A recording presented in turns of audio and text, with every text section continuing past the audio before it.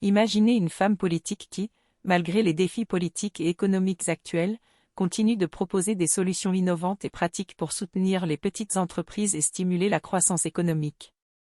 Kamala Harris, la vice-présidente des États-Unis, est à nouveau au centre de l'attention, cette fois-ci en pleine campagne présidentielle de 2024.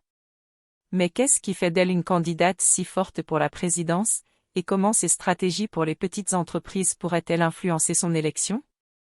Rejoignez-nous pour une exploration en profondeur des politiques et des visions de Kamala Harris, et découvrez pourquoi elle risque de devenir la prochaine présidente des États-Unis. Kamala Harris, née le 20 octobre 1964 à Oakland, en Californie, est une figure politique qui a toujours mis l'accent sur la justice, l'égalité et le soutien aux communautés marginalisées.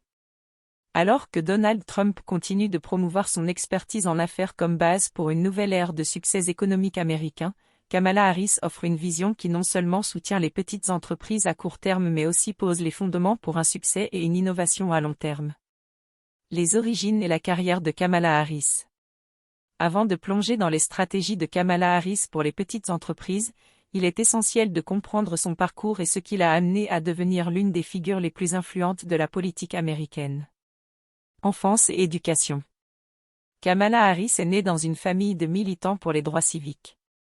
Sa mère, Shyamala Gopalan, était une scientifique indienne, et son père, Donald Harris, un économiste jamaïcain.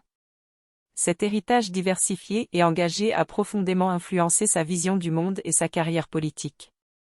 Harris a grandi à Berkeley, en Californie, et a fréquenté l'université Howard à Washington, D.C., où elle a obtenu un baccalauréat en sciences politiques et en économie. Elle a ensuite poursuivi ses études à l'école de droit de l'Université de Californie à Hastings, où elle a obtenu son diplôme en droit. Carrière dans la justice. Avant d'entrer en politique, Harris a travaillé comme procureure dans le comté d'Alameda, en Californie. Elle a ensuite été élue procureure générale de San Francisco en 2003, devenant la première femme noire et la première personne d'origine indienne à occuper ce poste. En 2010, Harris a été élue procureure générale de Californie, devenant la première femme noire et la première personne d'origine indienne à occuper ce poste dans l'histoire de l'État. Sa carrière dans la justice a été marquée par des réformes innovantes et des politiques progressives, notamment la création du programme Back on Track, qui visait à réduire la récidive chez les jeunes délinquants. Les stratégies de Kamala Harris pour les petites entreprises. Augmentation de la déduction fiscale pour les nouvelles petites entreprises. Harris propose d'augmenter la déduction fiscale pour les nouvelles petites entreprises de 5,000 $ à 50,000 $. Cette politique transformative fournirait un important tampon financier, aidant les nouvelles entreprises à gérer la critique première année d'opération. En élargissant cette déduction, Harris vise à rendre l'entrepreneuriat accessible à un plus large éventail d'individus, et non seulement à ceux ayant des ressources financières substantielles ou la capacité d'incurrer de lourdes dettes. Imaginez un jeune entrepreneur qui rêve de lancer sa propre entreprise, mais qui est freiné par les coûts initiaux élevés. Avec la proposition de Harris, cet entrepreneur pourrait bénéficier d'une déduction fiscale significative, lui permettant de consacrer plus de ressources à la croissance et au développement de son entreprise. Fonds d'expansion pour les petites entreprises. Harris a également proposé un fonds d'expansion pour les petites entreprises, permettant aux institutions financières d'offrir des capitaux de démarrage aux nouvelles petites entreprises, avec des fonds fédéraux couvrant les coûts d'intérêt sur les prêts pendant que ces entreprises s'établissent durant leur première année difficile. Ce fonds faciliterait également le financement de nouvelles entreprises dans les régions sous-servies, notamment en Amérique rurale, où l'accès aux ressources financières est souvent limité. Prenons l'exemple d'une petite ville rurale où les opportunités économiques sont rares. Un entrepreneur local pourrait utiliser ce fonds pour lancer une nouvelle entreprise, créant ainsi des emplois et stimulant l'économie locale. Cette initiative ne seulement soutiendrait les petites entreprises mais aussi contribuerait à la revitalisation des communautés rurales. Réduction des charges réglementaires. Harris a articulé une vision qui vise à exempter les petites entreprises de nombreuses charges réglementaires, reconnaissant que les réglementations standardisées peuvent affecter de manière disproportionnée les petites entreprises. Elle propose également des incitations pour que les États et les gouvernements locaux réduisent les réglementations pesantes sur les petites entreprises, telles que la simplification des licences commerciales, des processus de zonage et des permis de construction, de voies publiques et de santé. Imaginez un propriétaire de petite entreprise qui passe plus de temps à remplir des formulaires réglementaires qu'à gérer son entreprise. Avec la proposition de Harris, ce propriétaire pourrait se concentrer sur ce qui compte vraiment, la croissance et le succès de son entreprise. Simplification de la déclaration fiscale. Harris propose de simplifier le processus de déclaration fiscale pour les petites entreprises en permettant l'utilisation d'une déduction standard, similaire à celle disponible pour les déclarations de revenus personnels. Cette modification réduirait non seulement les dépenses comptables mais également le temps que les propriétaires de petites entreprises consacrent à la déclaration de leurs impôts, tant qu'ils pourraient rediriger vers leurs opérations. Prenons l'exemple d'un petit restaurateur qui doit consacrer plusieurs jours par mois à la préparation de sa déclaration fiscale. Avec la proposition de Harris, ce restaurateur pourrait utiliser une déduction standard, simplifiant ainsi le processus et lui permettant de se concentrer sur la gestion de son restaurant. Politique d'immigration favorable aux petites entreprises. Harris comprend que les petites entreprises bénéficient d'une main-d'œuvre diverse et robuste. Ces réformes en matière d'immigration visent à garantir que ces entreprises aient accès aux talents nécessaires pour leur croissance et leur succès, sans augmenter les coûts de main-d'œuvre. Elle reconnaît également que les immigrants sont souvent parmi les entrepreneurs les plus innovants, avec environ la moitié des entreprises du Fortune 500 fondées par des immigrants ou leurs descendants. Imaginez une petite entreprise technologique qui cherche à recruter des talents internationaux pour développer de nouveaux produits innovants.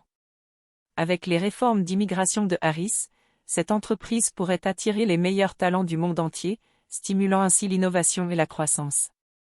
Les stratégies de vente et de négociation de Kamala Harris. Comprendre les besoins des électeurs. Harris a démontré une profonde compréhension des obstacles que les entrepreneurs rencontrent dans l'environnement économique actuel. Ces propositions ne sont pas de simples rhétoriques ou idées vagues, elles sont des politiques concrètes et actionnables visant à nourrir l'entrepreneuriat, stimuler l'innovation et garantir que les petites entreprises puissent concurrencer efficacement les grandes corporations.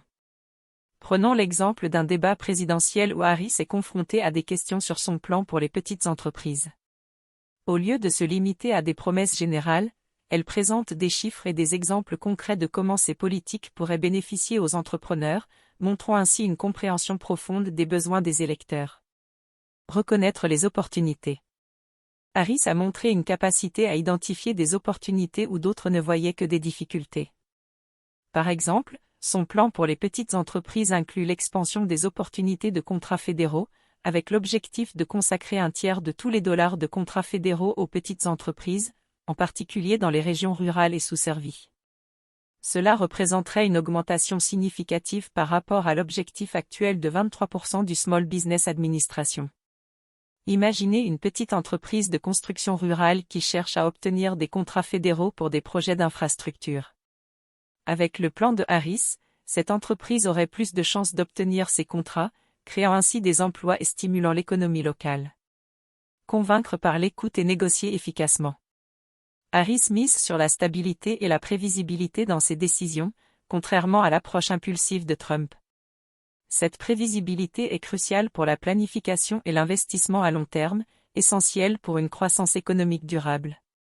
Elle propose des politiques qui favorisent la collaboration entre les travailleurs, les leaders communautaires, les syndicats, les propriétaires de petites entreprises, les entrepreneurs et les grandes entreprises américaines pour supprimer les barrières à l'opportunité et revitaliser les communautés. Prenons l'exemple d'une négociation entre Harris et des leaders syndicaux pour établir de nouvelles politiques de travail. Au lieu de se limiter à des positions rigides, Harris écoute attentivement les préoccupations des syndicats et propose des solutions qui bénéficient à toutes les parties impliquées, montrant ainsi sa capacité à négocier efficacement et à trouver des compromis. Campagne politique et inbound marketing. Harris a utilisé des stratégies de marketing digital et d'inbound marketing pour sa campagne présidentielle, générant de l'attention gratuite auprès d'une cible déterminée. Sa campagne s'est concentrée sur les politiques concrètes et actionnables pour les petites entreprises, les entrepreneurs et les innovateurs. Par exemple, lors de son discours à la Throwback Brewery, une entreprise détenue par des femmes et en opération depuis plus d'une décennie, elle a présenté son plan pour soutenir les petites entreprises et les entrepreneurs. Utilisation des réseaux sociaux. Harris a utilisé les réseaux sociaux pour engager directement avec ses supporters et partager des mises à jour en temps réel sur sa campagne. Ses comptes Twitter, Instagram et Facebook sont remplis de messages inspirants, de vidéos explicatives sur ses politiques, et de moments personnels qui humanisent sa campagne. Événements de campagne et meet and greet. Harris a organisé de nombreux événements de campagne et meet and greet dans tout le pays, permettant aux électeurs de la rencontrer en personne et de discuter de leurs préoccupations. Ces événements ont été cruciaux pour construire une connexion personnelle avec les électeurs et pour montrer son engagement envers les communautés locales. Collaboration avec les influenceurs. Harris a collaboré avec des influenceurs et des personnalités publiques pour amplifier son message et atteindre un public plus large. Ces collaborations ont aidé à rendre sa campagne plus visible et à attirer l'attention des jeunes électeurs qui sont souvent plus actifs sur les réseaux sociaux. Stabilité et prévisibilité. Les critiques de Trump soulignent son autoritarisme et ses décisions impulsives, mais Harris offre une stabilité et une prévisibilité que les entreprises cherchent. Cette prévisibilité est cruciale pour la planification et l'investissement à long terme, essentielle pour une croissance économique durable. Harris fournit la stabilité et la consistance que les entreprises recherchent, ce qui est essentiel pour les plans et les investissements à long terme. Exemple de prévisibilité. Imaginez une entreprise qui planifie une expansion majeure sur plusieurs années. Avec les politiques de Harris, cette entreprise pourrait bénéficier d'un environnement réglementaire stable et prévisible, lui permettant de prendre des décisions d'investissement avec confiance. Cette stabilité serait un atout majeur pour attirer les investissements et stimuler la croissance économique. Conclusion. Kamala Harris risque de devenir la prochaine présidente des États-Unis en 2024 en raison de plusieurs facteurs clés. Stratégie pour les petites entreprises.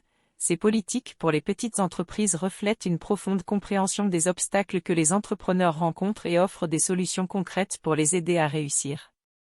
Augmentation des déductions fiscales.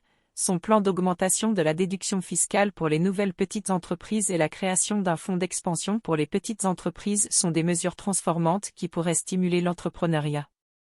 Réduction des charges réglementaires. Sa vision pour réduire les charges réglementaires et simplifier les processus de déclaration fiscale pourrait alléger le fardeau administratif pour les petites entreprises. Politique d'immigration favorable. Ces réformes en matière d'immigration visent à garantir que les petites entreprises aient accès aux talents nécessaires pour leur croissance et leur succès. Stabilité et prévisibilité. Contrairement à l'approche impulsive de Trump, Harris offre la stabilité et la prévisibilité que les entreprises cherchent pour leurs plans et investissements à long terme. En combinant ces éléments, Harris pourrait continuer à captiver l'attention du public et à défier les conventions politiques, ce qui pourrait lui donner une chance significative de remporter l'élection présidentielle de 2024.